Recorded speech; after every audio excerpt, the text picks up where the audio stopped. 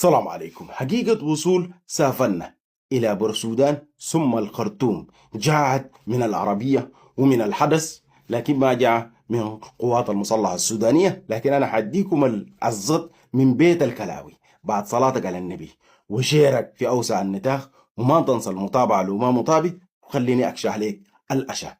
على حسب المنصات العالمية مثل العربية والحدث وأيضا BBC أكدوا أنه وصول القائد غالح علي رزق سافن إلى بورسودان يوم أمس، والليلة كان متواجد في خرطوم في اجتماعات مع قوات المسلحة لتوسية الأوضاع الأمنية ويلقوا صرفة. أما بالنسبة للقنوات الرسمية التابعة للدولة السودانية ما ذكر أي حاجة، لكن هنالك قنوات غير رسمية تابعة للصحافة السودانية ومنصات وأيضا جروبات بتاعت واتساب وجروبات بتاع السوشيال ميديا أكدوا إنه سافرنا الآن قاعد في الخرطوم، والشغل دي كما حقيقة برضو أيوة دي بيته، وسافرنا في الخرطوم. بعد نشوف باقي اليوم ده نجمع عليكم الأخبار والشمارات الحصل ونديكم، لأنه ده الجنجويتي رقم 550 يدخل حضن الدولة. تهياتي لكم.